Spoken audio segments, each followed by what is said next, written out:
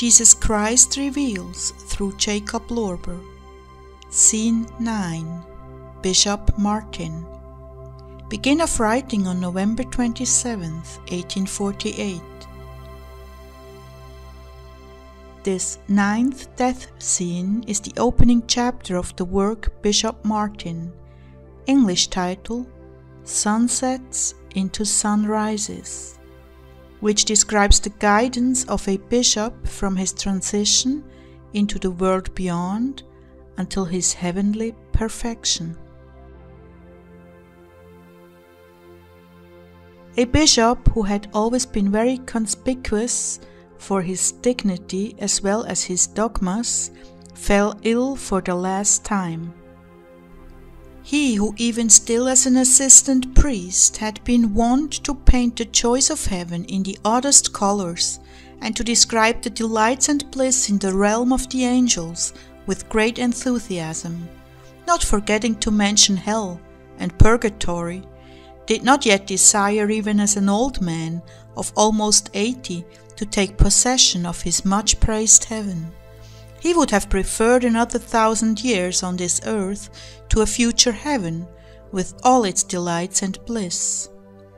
Therefore our sick bishop did everything in his power to restore his health. He had to be surrounded by the best physicians.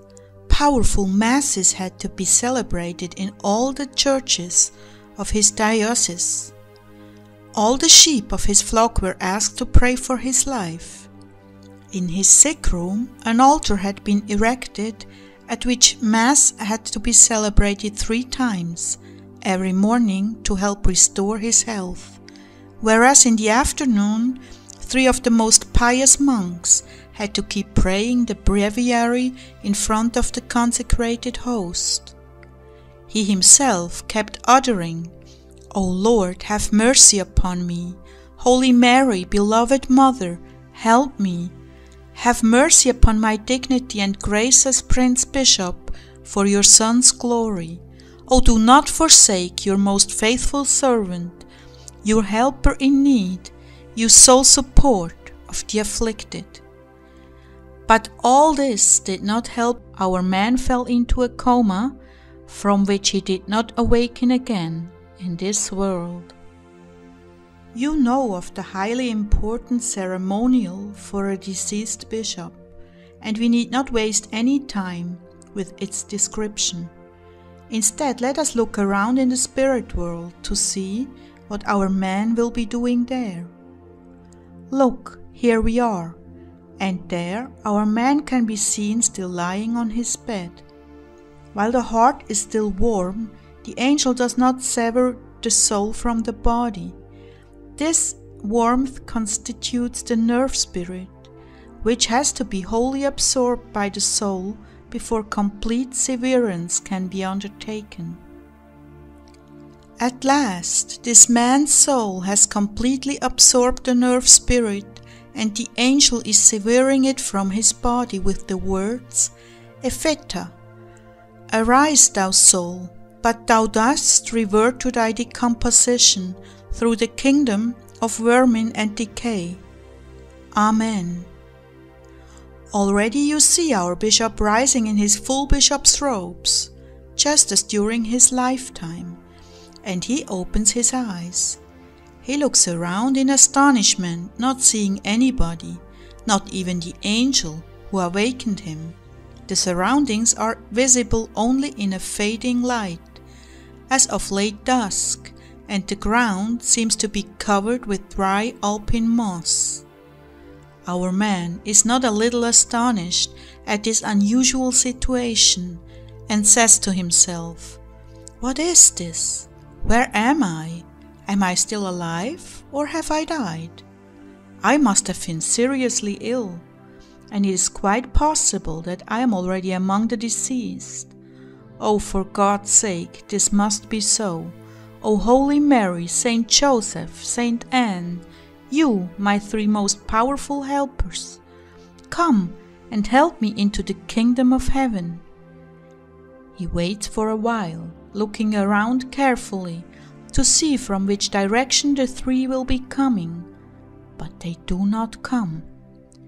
Recalls once more, this time louder, and waits, but still nobody approaches. For the third time he calls, louder still, but again in vain. Now our man begins to feel very scared. He realizes his desperate situation and says, "Oh, for God's sake, Lord, help me." This is only his habitual phrase. What does this mean? I have called 3 times and no response. Am I damned? How can that be, for I do not see any fire nor any devil? Oh, trembling. It is truly terrible, so alone.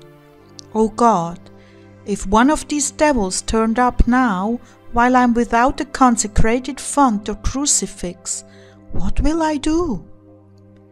And the devil is said to be particularly keen on bishops.